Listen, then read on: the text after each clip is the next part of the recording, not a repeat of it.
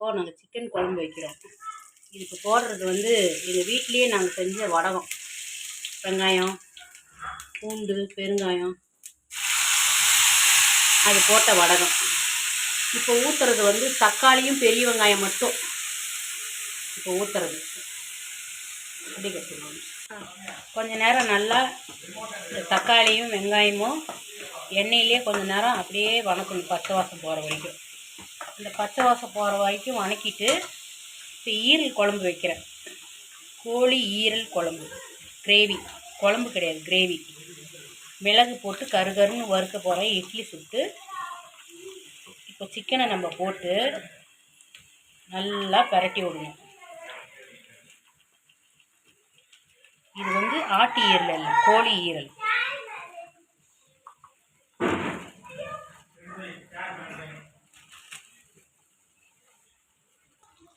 இதை கிண்டி விடுறதுக்கு வந்து அந்த மாதிரி கரண்டி போய் இது மாதிரி போட்டுக்கிட்டா கிண்டி விடுறதுக்கு நல்லாயிருக்கும். இது நல்லா கிண்டி விட்டுட்டு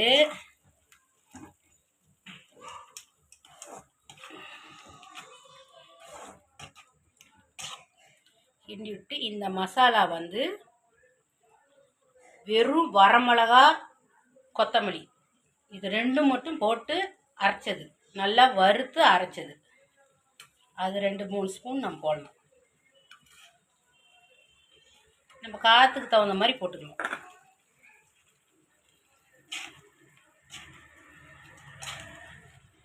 இப்போ வந்து கொஞ்சம் இஞ்சி, கொஞ்சம் பட்டை லவங்கம்,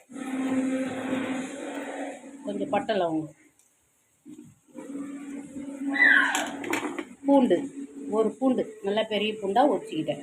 3/4 கிலோ ஈரலுக்கு ஒரு பூண்டு பெருசாக பொடிச்சிக்கிட்டேன். இப்போ இதை போட்டு நல்லா நம்ம சாந்து அரைக்கிறோம். இப்போ வந்து கருவேப்பிலை, கொத்தமல்லி நம்ம போடுறோம். நம்ம செஞ்சுருக்கிற கிரேவியில் இது போடுறோம். போட்டு நம்ம ஏற்கனவே மிளகாத்தூள், கொத்தமல்லி தூள்லாம் போட்டு வதக்கி வச்சுருக்கிறோம்ல, அது அந்த தண்ணியெல்லாம் இழுக்கட்டுன்னு அதை போட்டுருக்கோம். இப்போ தேவையான அளவு உப்பு போட்டு ஒரு கிண்டி விடணும்.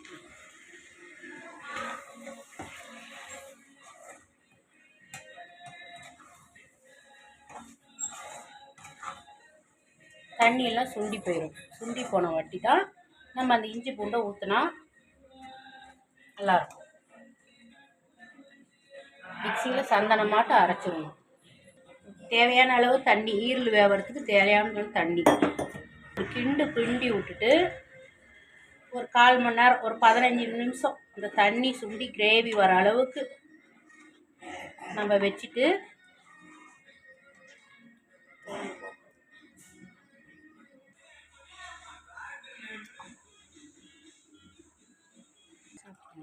இப்போ வந்து இறக்குற டைம் ஆனதுனால நல்லா கறி ஈரல் நல்லா வெந்துருச்சு. நம்ம வந்து மிளகுத்தூள் கொஞ்சோண்டு போட்டு அப்படியே கிண்டிட்டு நம்ம அப்படியே அடுப்பை ஆஃப் பண்ணிடுறோம். போதும், இந்த அளவுக்கு கிண்டி வெந்துச்சுன்னா